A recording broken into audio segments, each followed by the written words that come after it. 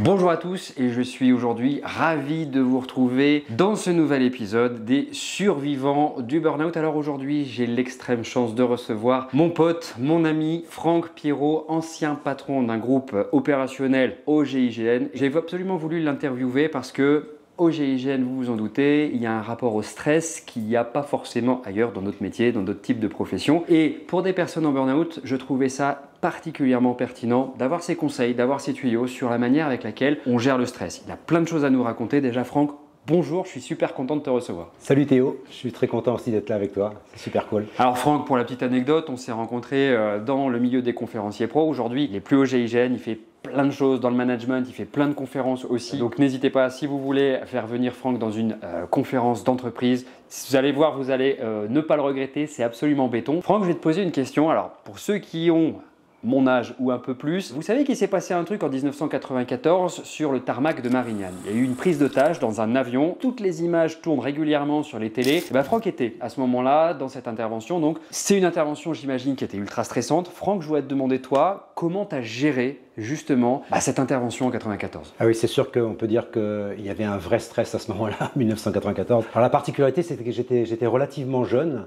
à ce moment-là, donc quand on est jeune, on est quelquefois un peu insouciant, un peu inconscient, donc on n'a pas forcément une vue aussi extrême de ce qui va nous arriver, même si on est préparé à tout ça. En tous les cas, oui, c'était la gestion du stress dans cette opération est un facteur important, avec des variations énormes entre le moment où on va intervenir, le moment où on va pas intervenir, on va intervenir, on va pas intervenir, donc il va y avoir des montées très fortes, où là on sent qu'on va y aller, et puis pour des raisons stratégiques, tactiques, on n'y va pas, donc ça redescend, et je pense que le plus dur, ça a été de gérer ces variations, avec des pics qui montaient très fort et qui redescendaient. Ah, il y avait beaucoup d'incertitudes. Beaucoup d'incertitudes, c'est-à-dire qu'on n'est pas dans une situation où on sait absolument qu'on va intervenir tout de suite. Il va se passer un certain nombre de circonstances qui fait qu'on va y aller, on va pas y aller, on va y aller. Et donc c'est ces pics qui étaient le plus dur et le plus fatigant. Il faut se préparer, il faut être dans ce moment de tension, se relâcher. À quoi on pense concrètement quand on sait que sa vie elle peut basculer en une fraction de seconde? Alors encore une fois, on est préparé à ce type d'intervention, on est préparé à ce type de mission, et on a une approche qui est très pragmatique dans la gestion du stress. C'est que on va avoir, j'allais dire, peur avant, on va avoir peur après, mais pendant, on n'aura pas peur. On va réussir à gérer notre peur, la peur de mourir, la peur d'être blessé, la peur de ne pas y arriver, de décevoir, la peur de ne pas être à la hauteur. On va gérer tout ça tout simplement en se concentrant essentiellement sur nos objectifs, sur la mission, sur la tactique, sur la stratégie. C'est comme si tout le reste disparaissait? Tout le reste disparaît. Notre mental va commencer à se concentrer sur les actions qu'on va devoir faire, et de manière à pouvoir mobiliser notre mental, de manière à ce qu'il ne puisse pas se balader et qu'il puisse éviter de nous rappeler qu'on peut potentiellement mourir. Alors effectivement, quand on est en amont, on a peur parce que ça revient. Après, bien évidemment, quand on a terminé aussi, parce qu'on sait qu'on est passé tout près. Mais quand on est dedans, au moment où on va arriver en haut de ce pic et qu'on va intervenir, eh bien on est focus. On est focus encore une fois sur notre mission, on est focus sur nos objectifs, et on est focus surtout sur notre pourquoi on est là, en l'occurrence sauver des vies. Ouais, et tu dis qu'il y a une grosse préparation avant. C'est vrai que vous êtes hyper entraîné pour ce genre de préparation, mais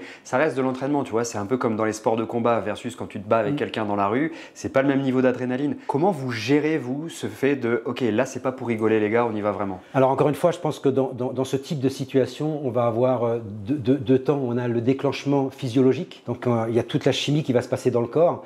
Donc là, tu parlais d'adrénaline, mais on peut parler aussi de plein d'autres hormones. Donc là, il va falloir le gérer. Donc, peut-être augmentation de la température du corps, transpiration, dilatation des pupilles, accélération du pouls, etc., etc. Donc, on va physiologiquement le sentir. On va peut-être même commencer à trembler. Donc ça, c'est l'aspect physiologique. Celui-là, on le gère bien. Après, ce qui compte, c'est pas de se laisser embarquer par cet aspect physiologique, parce que quand on a peur, quand on est en stress, on a tous ces phénomènes-là qui sont plus ou moins différents en fonction des gens. Ça, on apprend, on est habitué à vivre avec, on est habitué à sentir cette adrénaline monter en nous, alors qu'on n'est même pas encore blessé physiquement, pas touché physiquement. Par contre, après, le plus important, c'est de faire en sorte que le mental, il prenne pas tous ces indicateurs-là pour une réalité, parce qu'en réalité, c'est juste un déclenchement physiologique, mais c'est pour nous préparer à être plus performants, pour nous préparer peut-être à être blessés, peut-être à avoir mal. C'est pour ça que l'adrénaline est dans notre corps à ce moment-là. Et puis je pense que, d'après ce que tu me dis si je me trompe, et dans ce que je crois savoir, au GIGN, tous les entraînements se font sans filet, quoi. Il n'y a pas de harnachement, de filet de sauvetage, c'est on y va comme pour de vrai. On a une petite citation GIGN qui est très connue dans l'armée d'ailleurs. On dit toujours entraînement difficile, guerre facile. Ouais. Donc effectivement, la particularité du GIGN, c'est qu'il n'y a quasiment pas de décalage entre l'entraînement et l'intervention. On s'entraîne dans les conditions réelles. Bon. Ce qui fait qu'on s'habitue encore une fois à gérer ce stress, à gérer ces émotions qui sont essentiellement l'émotion de peur. peur. Hein. Ouais, La peur de te blesser, la peur de mourir, la peur de tomber, la peur de ne pas y arriver. Ce qui fait qu'on va grimper en escalade sans assurance,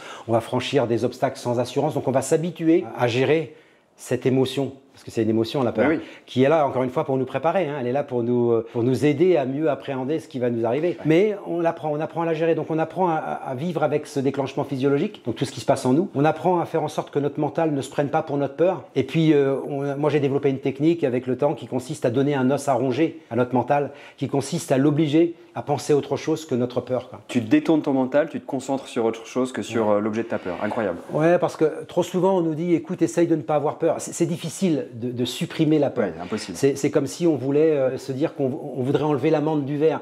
On va rajouter de l'eau, ça va mettre du temps et du temps. Donc il y a un moment, le plus important, c'est de réussir à trouver une technique solide. Et moi, celle que j'ai trouvée, ce que j'appelle donner un os à ronger à son mental, c'est de pouvoir amener le mental à se fixer, ce pourquoi il est fait, d'ailleurs il est fait pour ça, hein, pour bosser, hein, à se fixer sur notre mission, sur nos objectifs, et ce qui fait qu'on déroule en permanence le scénario de ce qu'on doit faire, et pendant ce temps-là, notre mental s'occupe et il oublie d'avoir peur, et on en oublie d'avoir peur. J'ai un truc qui me revient, j'ai un autre copain qui est un ancien du GIGN aussi, David si tu me regardes, qui m'avait donné une technique, lui quand on vous immergeait dans ces espèces de cuves à 8 degrés, pendant des minutes et des minutes, il me disait lui, dans sa tête, il pensait radicalement autre chose, entre guillemets c'est interdit au moins de 18 ans donc je vais pas le dire là, il dit ça me permettait de mieux me concentrer, de me réchauffer dans cette eau froide. C'est un petit peu la même chose en fait. Ouais, alors là, on sera peut-être plus dans la PNL, dans la programmation de suite, où on va essayer de se programmer sur quelque chose. C'est aussi une technique, encore une fois. La mienne, elle consiste à rester aussi en phase avec ce que l'on vit. C'est que penser à autre chose, on n'est pas en phase avec ce que l'on vit actuellement. Si par exemple, je n'ai pas sauté en parachute depuis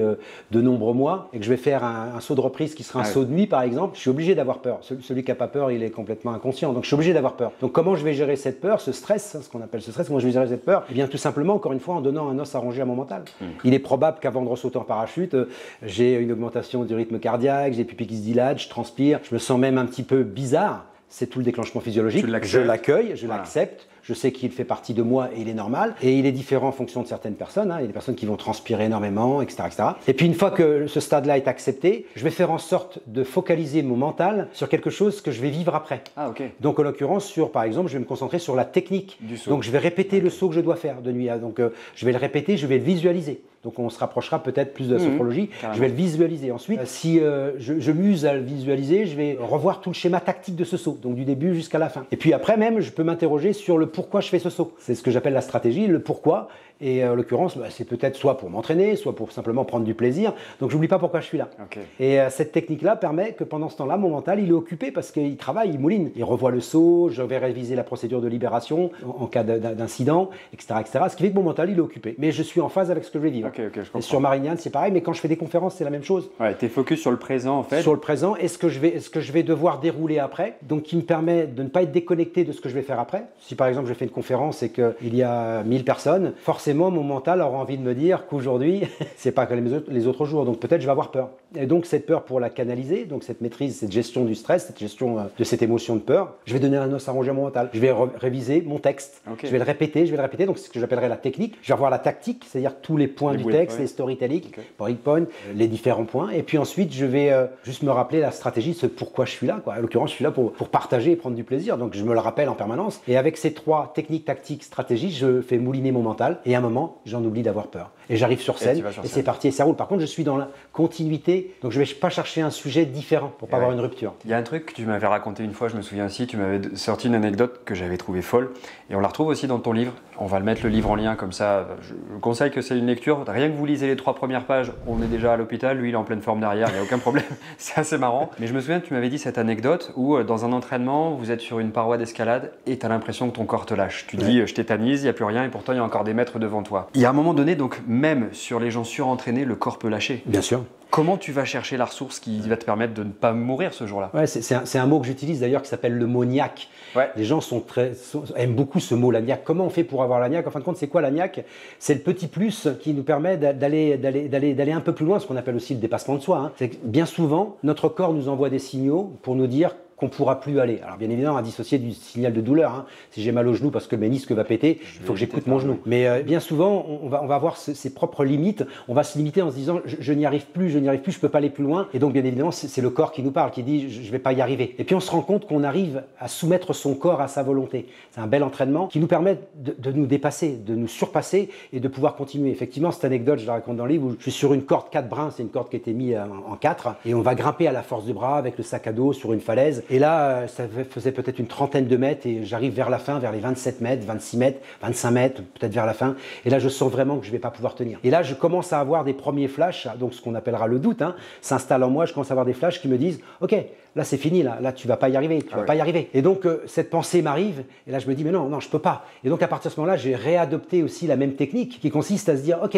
je vais me reconcentrer sur chacun de mes bracelets, chacun de mes bracelets. » Voilà. Et puis là, tu t'aperçois, comme par hasard, que ça passe, quoi. Wow. Tu sais, c'est un peu comme, je sais pas si tu connais cette anecdote, c'est comme cette femme qui est dans un aéroport et qui a 2 grosses valises et qui cherche quelqu'un pour porter ses valises. Et elle cherche quelqu'un et elle trouve personne. Et tout d'un coup, dans l'aéroport, il y a un incendie. Et elle prend les valises dans chacune des mains, elle court 200 mètres et elle les pose à l'extérieur, quoi. Elle était sûre de ne jamais avoir la capacité physique de le faire et pourtant elle le fait, quoi. Le corps humain, il est capable de ressources, mais c'est vraiment très connecté au mental dans ce que tu dis. Dans cet environnement où vous êtes quand même très souvent dans des phases de stress, qu'est-ce qui empêche des gens comme vous de tomber en burn-out? Le burn-out, c'est cette maladie physiologique qui fait que tu accumules tellement de stress qu'au bout d'un moment, tu tombes.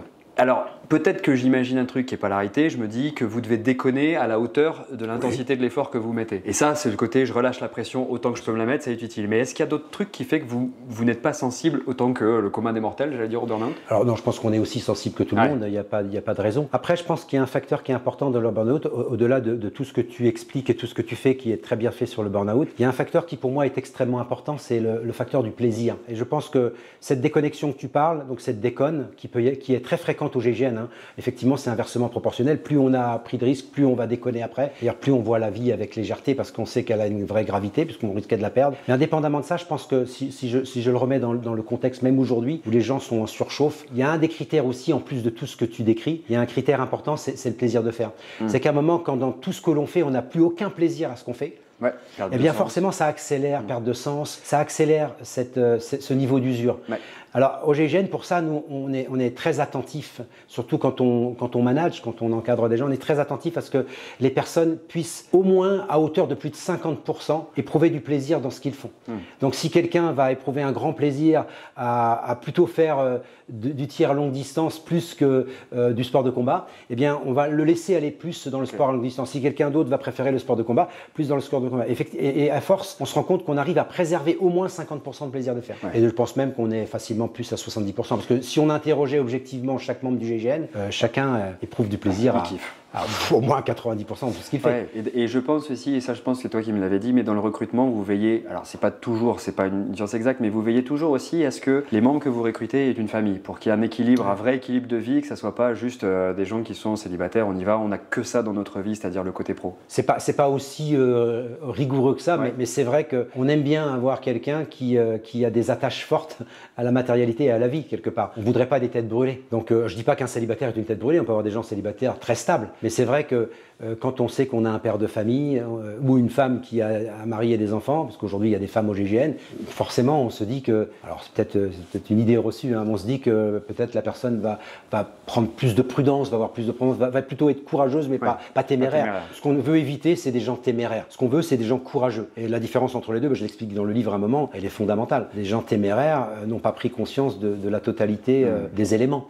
Quelqu'un de courageux, logiquement, a pris l'ensemble des éléments. Et d'ailleurs même, c'est pour ça qu'on peut faire des choses quelquefois qui dépassent l'entendement parce qu'on est préparé pour ça, quoi. Et on est juste courageux, on n'est pas téméraire. Quand tu quittes le GIGN, justement, avec toutes ces qualités, ce courage, comment on fait la transition avec la vie civile un peu plus normale? Quand on a vécu de l'adrénaline en permanence, du stress, de l'incertitude, comment on fait cette transition? Tu vois, il y a beaucoup de gens qui nous regardent, qui sont dans un premier métier, ils font une transition, ils en arrivent dans un deuxième. C'est des passages un peu délicats. Comment toi, tu as réussi ces passages? Alors, c'est sûr que la transition, elle n'est pas évidente parce qu'on est dans un métier quasiment à 90% de plaisir. C'est fou, mais c'est quand même... Des fois, c'est dur à entendre, mais dans un métier, on prend beaucoup de plaisir. Donc, il y a aussi une vraie fraternité, il y a une vraie solidarité. On est vraiment très, très collectif. Donc, cet écosystème, il est extrêmement riche. Donc, déjà, on n'a pas envie de le quitter. Ensuite, on est habitué à utiliser très très régulièrement l'adrénaline. L'adrénaline fait partie de notre corps. Donc quand on va quitter le GIGN, on va avoir un besoin de rechercher de l'adrénaline. Donc forcément, ça va nous manquer. D'ailleurs, souvent, ça va se traduire par une prise de poids. On va continuer à avoir besoin de manger autant qu'on mangeait quand on était au GIGN, alors qu'on n'en a plus besoin de la même manière parce qu'on crame moins d'énergie